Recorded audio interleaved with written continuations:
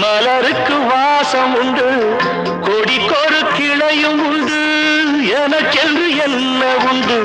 நிலவுக்கு வானம் உண்டு, மலருக்கு வாசம் உண்டு, கொடிக்கொரு கிளையும் உண்டு, எனக்கென்று என்ன உண்டு?